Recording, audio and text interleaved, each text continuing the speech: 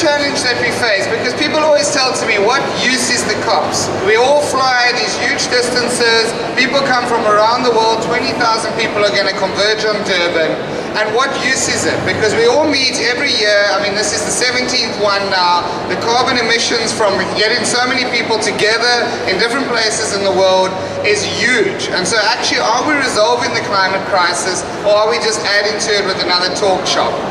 And you know, the answer is yes and no. I mean, yes, we are adding to the emissions, and yes, the progress is very slow. But the no part of it is, what is the other alternative? Unfortunately, when you're dealing with international processes, it's a messy business, it's a difficult business. It's one that doesn't lend itself to quick solutions and to solutions that can truly tackle the problem at large. And one of the reasons for that, this is the first problem, is that all power in the world at the moment rests with the nation state. Okay, now it sounds like a complex term, but what that means is that if we're going to find a global solution to a global problem, you need every one of the countries to come together and agree to give up some of the power that rests at the nation state level and give it into some bigger process, some bigger treaty. And a lot of the times, countries will only agree to do that if it's in their interests. So for instance, you heard a lot about America not signing up to the Kyoto Protocol. One of the reasons is because it doesn't have to. If it chooses not to sign up to it, no one can force them to sign up to that. And if it doesn't want to give up some of its sovereignty, then it doesn't have to do it. It hasn't signed a number of other treaties as well, such as the International Criminal Court. So countries choose when they want to get involved and when they want to become part of a solution. And that's the first problem we face. The second problem that we face is the issue of equity. And climate change, to my mind, is actually probably the greatest example of a global injustice that we face. Because if you take the continent of Africa, for instance, we account for only 3% of the world's emissions. Yet we are the continent that is most vulnerable to the effects of climate change. So even if the whole of Africa said we are no longer going to emit any greenhouse gases, we wouldn't be able to solve this problem. Climate change would still happen in Africa, we would still feel the effects, and we would get hit hardest by that. The only countries that will get hit harder is the small island states, which are even more vulnerable. And that is why they've been pushing for the most ambitious outcome at these particular COPs. Unfortunately, if the big countries don't want to play ball, then they don't play ball and we don't get the kind of outcome that we need. But I'll come to how we resolve that later. The second one is, how do you share up the carbon space? So we all agreed that a 2 degree warmer world is not a world that we want to live in. We want to avoid that scenario. Every country signed up to that in the United Nations Framework Convention. We said this is our ambition. The issue then is, who takes responsibility for ensuring that we don't reach a 2 degree warmer world? And this is where the vexing issue came in to the negotiations. It got wonderfully summed up in one single phrase, which is in the Framework Convention, and that's called common but differentiated responsibilities. And what that essentially means is that it agrees that all of us have a responsibility for making sure we don't have a 2 degree warmer world, but that those responsibilities will differ according to the type of country that you are. And what they mean by that is that there's a couple of issues to bear in mind here. The one is that most of the emissions that are in the atmosphere today have come from industrialized countries, have come from your advanced countries. And that's because for the last 150 years, they have been developing their economies and they've been pumping out greenhouse gases into the atmosphere. Most of that time, they didn't realize what they were doing. They didn't know about climate change. They didn't know that this was a problem. But still, they pumped it out there, and they have to take some responsibility for all of those gases sitting out there. The second issue, though, is also about that when you're a more advanced country, you actually are able to move into other sectors which are less emitting, such as the service sector, the financial sector, although that hasn't worked out very well in the world. But I mean, what happens is that once your country matures, your emissions can start to drop off.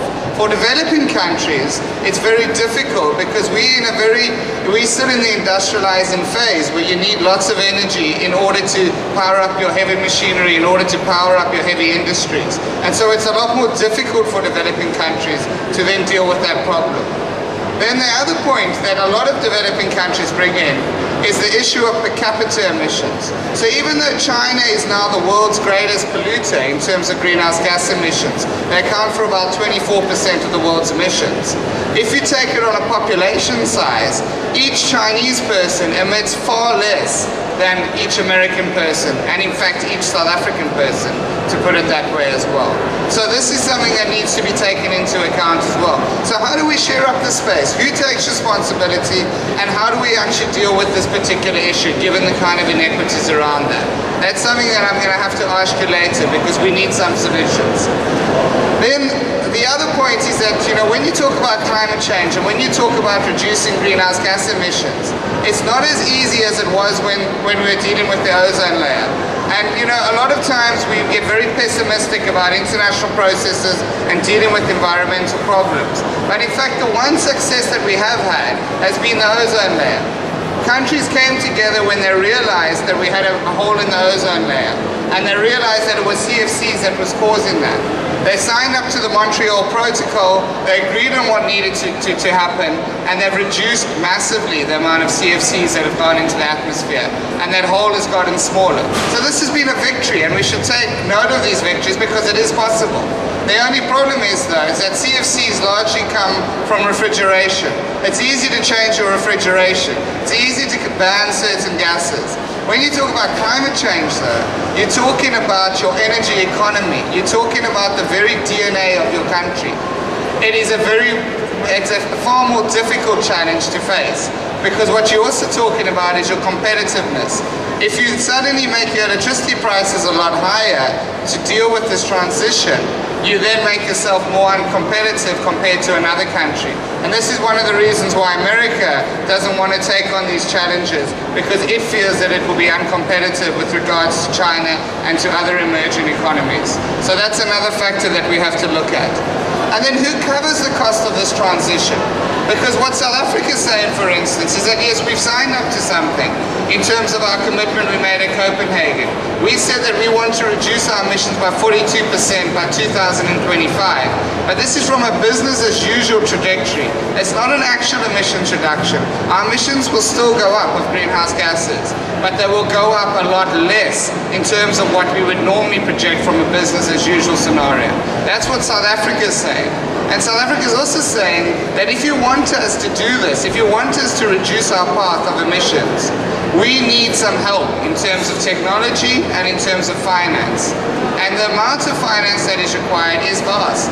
I mean, there's no mistake at this point in time, coal and oil, because they're a fossil fuel, it's very much concentrated energy. There's a lot of energy in a kilogram of coal. And to replicate that kind of energy from renewable sources takes a vast amount of technology, takes a vast amount of actually putting in place the technologies to harness that energy. So it's a transitional cost. Over time, renewables will certainly be cheaper than fossil fuels. And if we start to really push it, we can create industries, we can create manufacturing industries for solar plants, for wind turbines, for all of that. So it will be a huge boom to your economy, as I saw in Germany. But it takes some time and it has a transitional cost. And so what South Africa did was that they came up with the South African Renewables Initiative that said that by 2025, we want to get at least 13% of our electricity from renewable energy sources. But we need help from the developed countries to do that. And they went to developed countries, and now the UK, Norway, Germany, and the European Investment Bank, which obviously saw South Africa as a better investment than Greece, has decided to give us money in order to make a more ambitious target around renewable energy. So that's the kind of process which I think we need to follow if we're going to make some headway in terms of combating climate change. But this is just another challenge that we face in the world. So India and a lot of the other developing countries are saying, you want us to take on more ambitious targets, you need to put up the money. And so that's why this debate has come about in such a way. And what you're also facing is a change in geopolitics in the world. Is that what happened was that in Copenhagen, when I was there, what was very clear was that we came to Copenhagen and we had already agreed on the principles in Bali 2 years ago about how we were going to resolve this. Industrialized countries were going to take on a second commitment period of the Kyoto Protocol.